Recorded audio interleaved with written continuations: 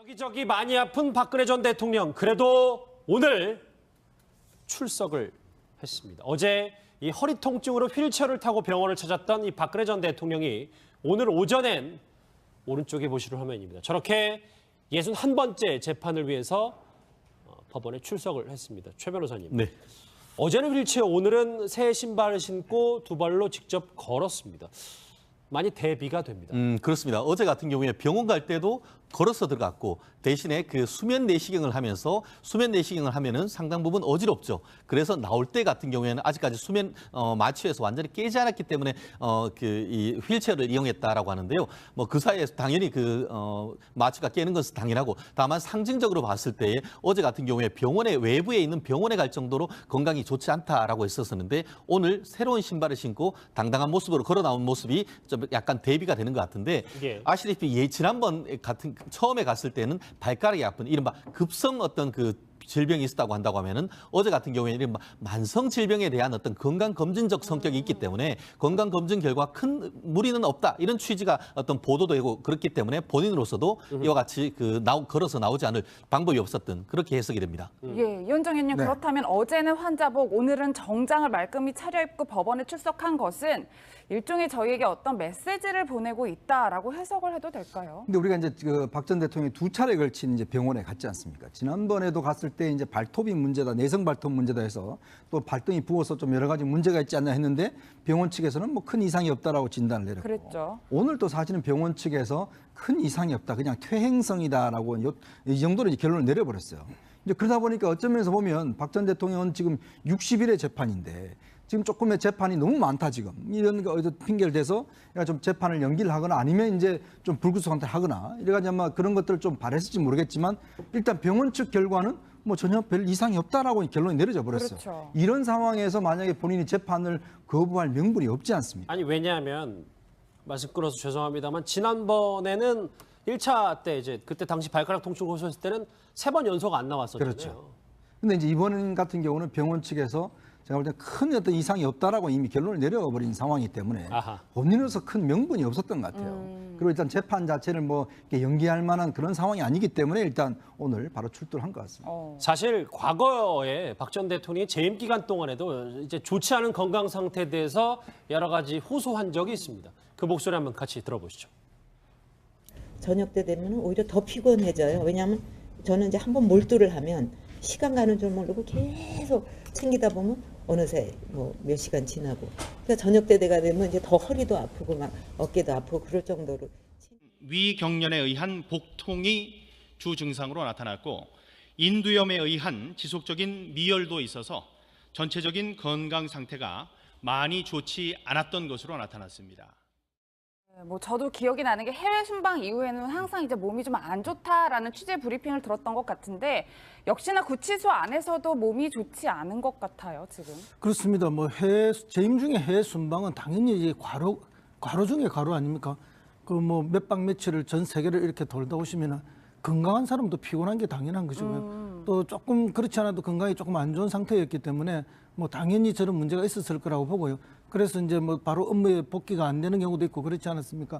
그런데 구치소 안에 있으면은 사실은 별로 힘들 일이 없습니다. 물론 재판에 대한 신경을 쓰는 건 있을 수 있는데 뭐 너무 단정하시지 아니요, 마시고. 실제로 뭐 밥 3끼 딱 갖다 주는 거 먹으면 되고 그 자기 식기만 자기가 정리하면 되는 거고 그다음에 운동도 시켜주는 거고 정말로 뭐 나머지 시간을 할 일이 없습니다. 그렇기 때문에 대부분 구치소 안에 있을 때 독서로 시간을 대부분 보냅니다. 그렇기 때문에 김종 차관이 이재용 부회장 보고 구치소 안에서 건강을 유지하는 법, 뭐 페트병에 물을 넣어서 그 근력 훈련을 해라 이런 이야기를 하지 않습니까? 실제로 있으면은 뭐 남성들 같은 경우에는 뭐 발굽혀 폐기를 한다든지 혼자서 윗몸 일으키기를 한다든지 자기 건강 관리를 자기가 다 하거든요. 그럼 박근혜 대통령은 사실은 이제 그때 우리가 후보 시절에 보여줬던 혼자 요가하는 모습이라든지 이런 걸 봤는데 그런 걸 잘 하시면 건강 유지에는 뭐 크게 문제가 없을 거라 봅니다. 다만 지금 자신이 처한 상태 때문에 안 아플래야 안 아플 수가 없는 상황이죠. 뭐 이제 발가락이 내성 발톱이 돼서 아픈 이런 거는 물리적으로 아픈 거지만 뭐 허리가 아프고 어깨가 아프고 이런 것들이야 실제 아픈 것도 있지만 대행성에 의한 아픔도 있지만 정서적으로 얼마나 많이 아프겠습니까? 그건 뭐 어쩔 수 없는 현상이라 생각합니다.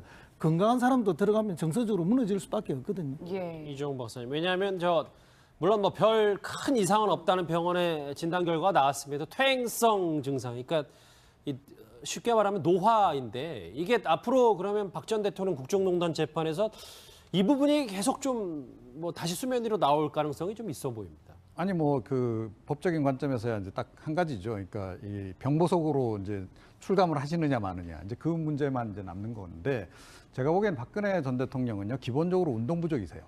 그러니까 그 청와대 계실 때도 그 한식대가 김마겁 여사가 이제 함께 생활하고 난 다음에 언론 인터뷰를 하지 않았습니까? 그때 얘기 들어보면 하루 종일 그냥 앉아 계신다는 거 아닙니까? 그래서 발이 퉁퉁 붓고 막. 근데 저기 좀 화면에도 잠깐 나오지만 뭐 기체조라든지 뭐 저렇게 탁구 또 하면서 뭐 운동을 아예 못하는 측면은 아니었었죠. 예, 게다가 이제 윤전추 전 행정관 같은 사람 데려다가 사실 헬스 트레이너 데려서 운동을 하시려고 아마 마음은 먹으셨던 것 같은데 윤전추 전 행정관이 운동을 잘 제대로 못 시켜드렸는지 어쨌는지 근데 본인이 그렇게까지 운동에 대한 의지가 그렇게 많지 않았던 것 같아요. 청와대 그 생활 얘기를 이제 그 뒤에 나오는 얘기를 들어보면 그렇고 지금 안 그래도 지금 구치소 같은 경우는 공간도 좁고 뭐 본인이 정말 의지를 갖고 운동을 할 생각이 아니면 운동이 상당히 좀 운동량이 많이 부족할 가능성이 높은데 그런 거 일정 부분 영향을 미치는 것 같고요.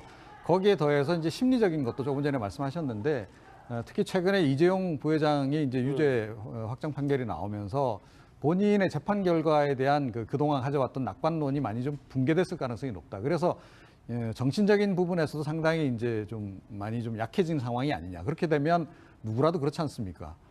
여기저기 몸이 쑤시기 시작하는 그런 그 상황이 아닌가 이렇게 생각을 합니다. 예, 최 변호사님 사실 이제 어제 박근혜 전 대통령의 휠체어 탄 모습이 공개가 되니까 누리꾼들은 최순실 씨가 휠체어 탄 모습까지 이렇게 붙여서 뭐 비슷하다 이런 취지의 말을 내놓고 있는데 이게 재판부에 어떤 영향을 미치게 될까요?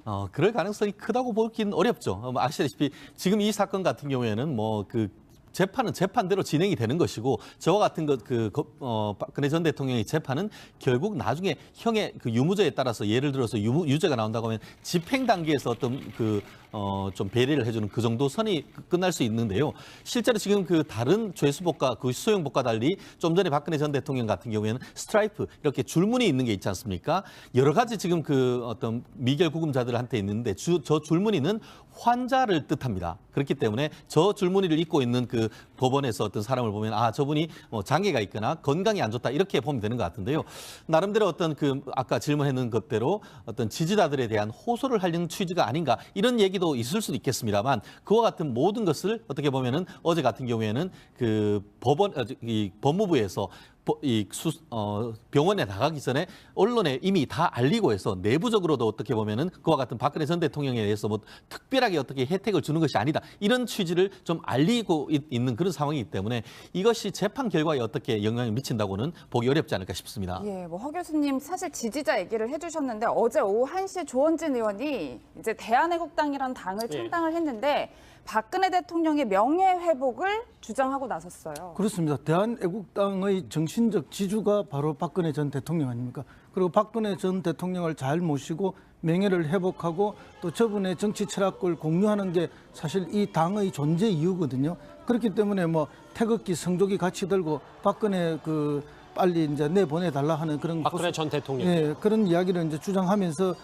창당을 했는데 원래 이게 이제 창당을 하려면은 시도당이 5개 이상 창당이 돼야 됩니다. 한 시도당을 창당할 때 당원 수가 1,000명 이상이 돼야 되거든요. 그럼 이미 5개면은 최소한 5,000명 아닙니까? 그렇네요. 뭐 그 이상을 이미 다 했을 거고 그러니까 이제 어제 전국적인 이제 중앙당 창당대회를 한 거죠. 그렇게 이제 단계를 밟아온 것이니까 충분히 당원을 어느 정도 동원할 수 있었을 거고 거리 행진까지도 하면서 이제 박근혜 대통령을 외치는데 박근혜 전 대통령과 함께 했던 그 모습 그것이 조원진 현 의원이죠. 현 의원의 아마 정치적인 모든 것이 아닌가 이렇게 느껴지고요. 결국은 박근혜 전 대통령이라는 슬로건으로 이분은 자기의 남은 정치를 하려고 생각하시는 분이기 때문에 뭐 앞으로도 더 강한 이런 주장을 할 것이라고 봅니다. 어제 보면 이제 종로와 동대문 일대 교통이 통제될 정도로 거리 행진이 있었는데 다음 주에 넘어가기 전에 이현정님 이 말로 좀 정리해 볼게요. 왜냐하면 자유한국당 김재현 의원입니다. 지금은 경북도당 위원장을 이제 어제 취임했는데